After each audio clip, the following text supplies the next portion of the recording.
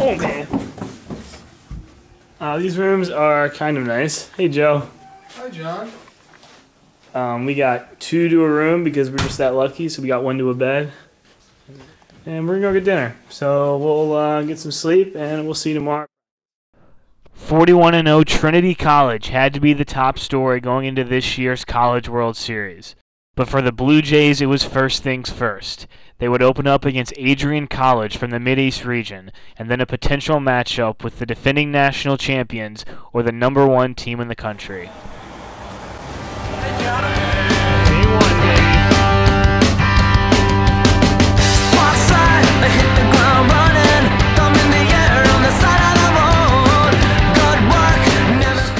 We kind of had the chills. No, just walking in, it was like, we're here, we did it. This is where we wanted to be. It sunk in. All right, we're here. Now let's take care of business. Now let's actually win this thing. And then we were in the position to do it. That's all you can ask for.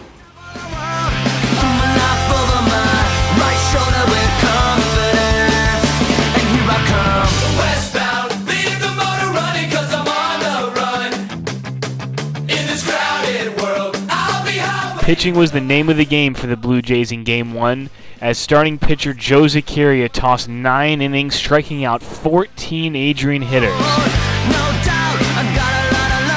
But Adrian would score 2 early runs and hold on to the lead for the first half of this game.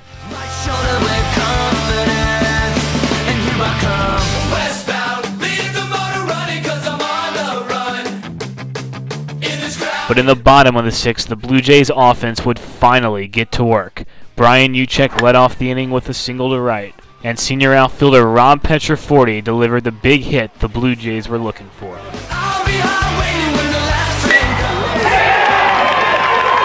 Petroforte's double would bring 2 runners into scoring position with no outs, and the Blue Jays would cash both runners in. And Jonas Fesser would bring the other run home with a sacrifice fly to center. And the Blue Jays had pulled square with Adrian going into the 7th. But no one would score for the next 7 innings.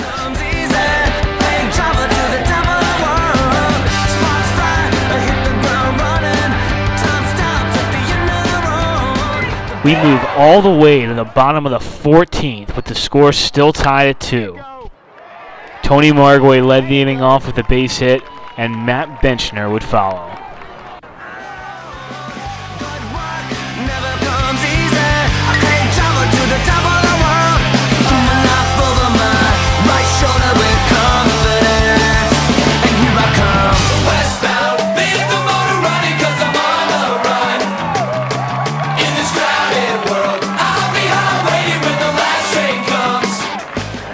The first 13 innings were the hardest. I'll say that.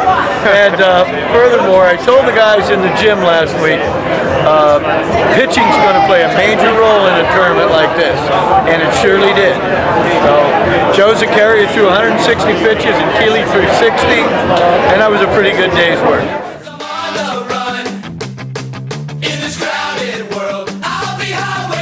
Big game today. We got Chapman.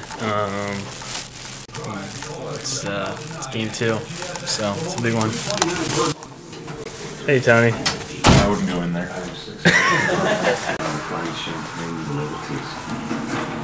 Alright, I'm gonna head down.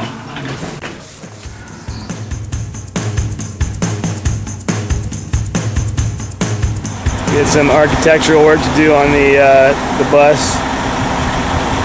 It's really just epitomizes the attitude of our team. Just absolute a bunch of clowns. Hopefully this will intimidate them today. As the Blue Jays attempted to tie the school record for wins in a year, they would go up against top-ranked Chapman University, who had only lost 3 games on the season. After the Blue Jays opened the game making 2 outs on the base pass, center fielder Rob Petroforte stole a clutch base to put himself in scoring position.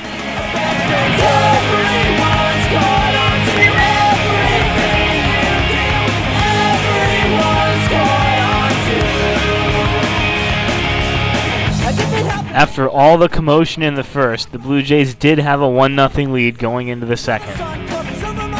The Blue Jays would push another run across in the third as Nate Edelman led off the inning with a line drive into right and advanced to third on a U-check single up the middle.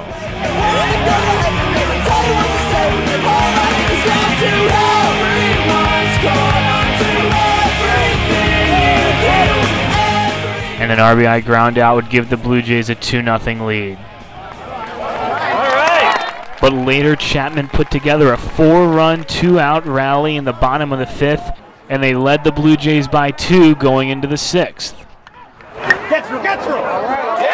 With an Edelman walk and a Dan Merzell single up the middle, the Blue Jays had first and second and nobody out. Oh my God, he's incredible.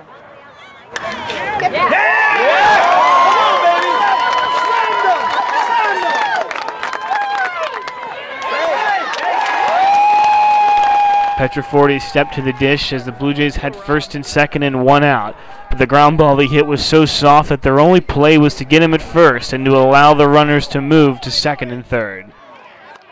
And so up stepped All-American Todd Emmer as his team trailed by a run. Come on, Todd.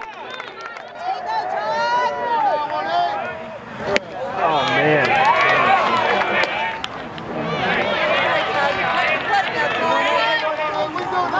Come on, Ty, let's go. Dude, all the damage with 2 outs.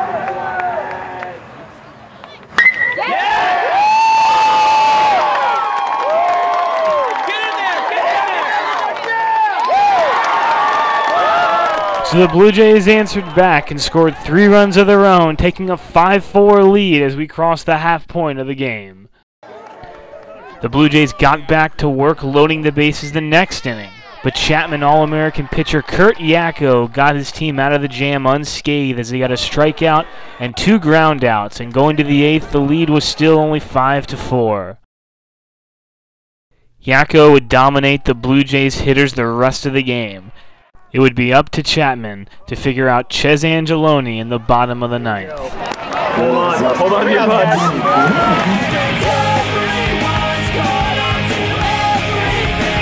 But Angeloni would prove himself unhittable again in the 9th, and the Blue Jays would hold on for a 5-4 victory over #1 Chapman University.